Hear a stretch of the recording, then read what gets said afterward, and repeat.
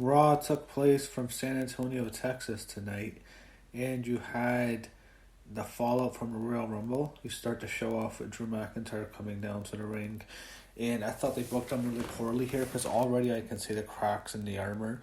What they're doing is they're trying to make him a relatable babyface. I predict probably by the end of February the fans will start to turn on him. This is not going to work. He just needs to be a ruthless, vicious assassin. Who cares about him being this lovable babyface? If you want to push this guy right and you really want him to over, he just has to be a ruthless killer. No more placating to the crowd. It doesn't work. He just has to be just a killer, man. They're gonna mess this guy up. I can already tell it. I think the fans will turn on him before we get to WrestleMania. To be honest, they did not do well here. Anyway, he challenges two guys to a match, who are Luke Gallows and Carl Anderson. They eventually have a matchup. It was a squash match. McIntyre murders them both, hits them both with Claymore kicks. 1, 2, 3. He's going to get the big push. He destroys them both. After the match, he just throws them out of the ring. However, Brock Lesnar comes out. He hits him with an F5 and he holds his belt over his head. And Drew, of course, challenged Brock to a match at WrestleMania. He said he's going to face Brock at Mania. And there it is. I guess Brock's not going to have any title defenses in between now. Maybe he'll wrestle at Saudi Arabia. I assume he probably will. So with that, that's your main event. Brock Lesnar, Drew McIntyre, main event of WrestleMania. It is what it is. I think some people will look forward to it. I look at it as it is someone who's new and they're trying to build him up. We'll see what they do with Drew. I just think they're going to mess him up with all this pandering to the crowd and comedy stuff that I can already see them trying to do. They could mess this guy up easily. After that, we go to a video package and they show highlights of Edge's career and they show the TLC match from WrestleMania 17. That was a classic match.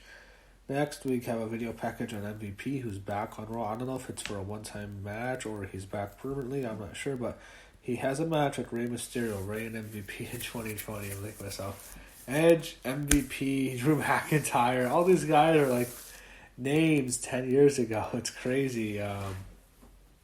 All four of them. Yeah. But Rey wins. He beats MVP cleanly. Decent matchup here, but Rey gets the win. We are back after a commercial, and they show a recap of Brock's win. As for MVP, I don't see him. I don't know. Maybe he's coming back just sporadically. I'm not sure, but maybe he came back from Rumble. He wanted to wrestle one last match. He had a match with Rey Mysterio. I'm not sure, but I don't know what they're doing with MVP. I don't know if he's back permanently.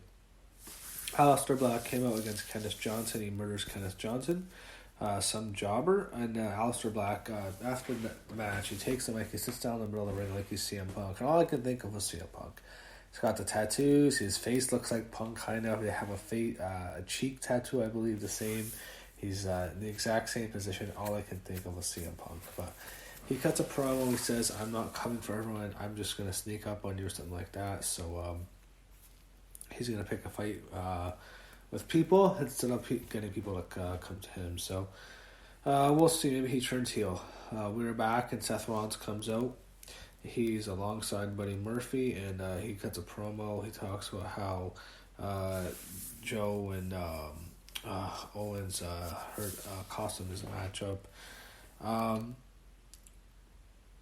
And he cuts a promo on them and he's pissed off. They lost the Rumble for him. And what he keeps saying is, he alludes to the fact that the AOP are not here, and once Joe and Owens come out, they're ready to challenge him, but they don't want to face him because they assume the AOP is coming. However, they set it up in which Seth announces that the AOP is backstage.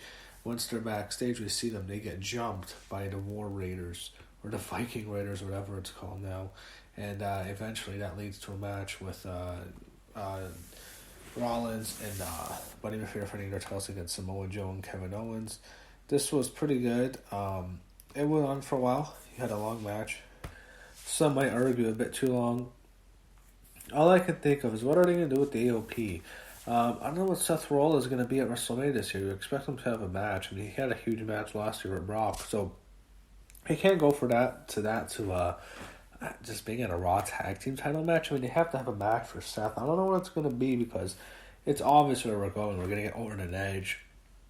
We're going to get Reigns and The Fiend and Drew and Brock, which is already announced. So Seth, that leaves him out of a big match. You have to get a match from, I don't know, a Raw Tag Team title match. I think he'd want a bigger match. But Seth and Buddy retained. They won the match. They retained their titles. When Buddy pinned Kevin Owens after a roll-up. So they win. They go to Andrade and Zelina making their way to the ring. And they show highlights from a Raw Women's title. And they go backstage. And Charlie Caruso is in the interview area with Becky Lynch. And Becky cuts a good promo. He says she's ready to kick someone's ass.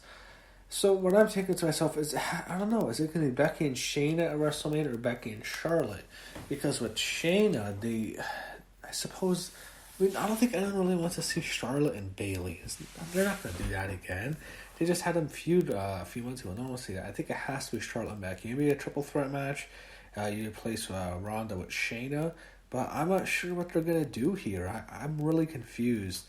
I suppose they could go. I was thinking at the Rumble. Now I'm not sure, but I was thinking, okay, Becky, Charlotte, Bayley, Sasha, but I don't know what's going on with Sasha Banks. It's really weird right now. We'll see what they do with the one, but Charlotte's gonna obviously have a high-profile match. And we go back with Andrade against Humberto Carrillo. Humberto won by DQ. It was a U.S. title rematch from last night. Zelina gets involved, and the referee calls for the bell. After a match over, Humberto kills Andrade. He rips out the mat. He gives him a DDT onto the exposed concrete. Not a good day for Andrade. I'll leave it at that. They show Edge's retirement speech from 2011. I remember that. That was such a shock when he retired. But it was a situation where people are thinking, this guy could have been paralyzed, so it's actually for the better. But that was definitely a surprise. When Edge retired, my reaction was I don't know if it was when he's done interviews. He said he was planning on retiring the next year at WrestleMania. He wanted a match with Christian at WrestleMania 28 in Miami. Of course, that never happened, but that's how he wanted to retire. I highly doubt Vince McMahon would have booked that match, but that's what he wanted to do. Anyway, we come back with Charlotte Flair. She cuts a promo. She's a heel now. She rips into the fans. She says she won the match. She beat Triana Roman, and she's gonna say she's gonna go for a title, but she's not gonna say which one, and she's thinking about it. So, I don't know. Becky's gonna be the Raw Women's Champion. It could be Becky, Shayna. It could be Charlotte, Bayley. Maybe Charlotte, Bayley, Sasha. They have different routes to go, but I still think Becky, Charlotte probably, and then you have Bayley, Sasha. But I could be wrong. Asuka comes out. She challenges Charlotte, and they went on for a while. And Asuka and Kyrie attack Charlotte. They hit a double suplex onto Charlotte Flair. And then, of course, we go to commercial. We come back. It's Charlotte against Asuka. Who wins this? Well, goes on for a while. They're both very good. They had great chemistry together. They had a great match 2 years ago at WrestleMania. And last year, they had a very good match on SmackDown when Charlotte beat Asuka. After the match, for Kyrie Sane comes so and hits Nas. Charlotte has Asuka in the figure eight. Asuka's going to tap out. However, Kyrie Sane hits the elbow drop onto Charlotte Flair. It gets Asuka disqualified. They beat her up. However, Charlotte fights off Kyrie Sane. And Charlotte beats Asuka by disqualification, but she would have got her to tap out if it wasn't for Kyrie Sane. They go backstage with the Street Profits. Stuff's awful. They had Kelly there. I just think the Street Profits are the worst thing. I really like Montez Ford's wife, Bianca Miller. I think she can be a star by Street Profits. They're jobbers. Mojo Rawley kills Noe Jose, and R-Truth comes out dressed as Doink the Clown, and Mojo beats Doink, or R-Truth. Rest in peace, Doink, but seriously, alright. Yeah. Okay, Lana against Liv Morgan. Liv Morgan wins. I love Liv Morgan's new gear, I have to say. She looks great, but I hope this is the end of this rivalry, and they can do what they're going to do with this whole lesbian angle. Just do it with Mandy Rose and Sonya Deville. That's the better angle to do it with. They could go back to that, the way they were doing at the Rumble, the way they were teasing. It seems like that could be a direction. I would go that direction. I would not do this. I'm just end this Lana Liv stuff. It's over. Liv wins. Liv can move on with her career, and Lana, I don't know, just move on. Maybe Lashley loses to Rusev and the feud's done. So that's what I hope. Eric Rowan has a stupid caged friend, and Eric Rowan kills Brandon Weiss. I'm so sick of this fucking bullshit. Anyway, main event time. The main event segment's Edge. Edge comes out. He gets an amazing pop. high fives all the announcers. He talks about the emotion of being back. He talks about just his whole career, what led to everything in 2011, in which he had to announce his retirement to the world. He talks about the emotions of being told he can't wrestle anymore, he can't do what he loves anymore, and he talks about how he starts to think to himself, what if I came back, and it was a situation where I would hear him and it just seemed like he was really at peace, that he didn't really want to come back. And he would talk about how he wanted to retire the year after when at the next WrestleMania. And his last match was at 27 against Alberto Del Rio. And he's really talking about how he wanted to come back. He wanted to see what else he can do. Eventually, he revealed he had a second neck surgery, which was interesting. I did not know that. He just trained his ass off for the next couple of years. He quit his podcast with Christian. That was an okay podcast. It wasn't too bad. They had a show on the WWE Network. It wasn't very good, to be honest, but he quits his podcast. He comes back. He trained his ass off. I guess there was reports he was in negotiations, or he was talking to AEW at least, probably for more money with WWE, but he eventually signs with WWE. He signs a 3-year deal, which is a great deal. At his age, I think he's 26. I think it's going to be more, not necessarily a part-timer, but more someone who's around, but not on TV every week. And he signs it. He is going to obviously have a match at WrestleMania.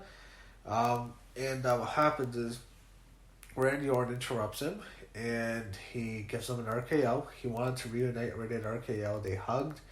It was a great moment. Orton talked about how Edge was there for him in his lowest of lows, but Orton shocks Edge and hits him with an RKO. He stabs his best friend or his friend in the back, and then he grabs a chair and he hits the back of Edge's head, the back of Edge's neck, with the chair, and Edge sells it like he's paralyzed.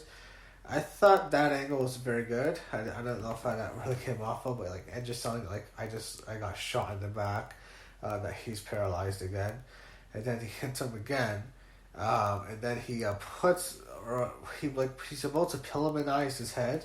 He puts Edge's head in between the chair, and he gets on the turnbuckle. He's about to crush his neck, but he changes his mind.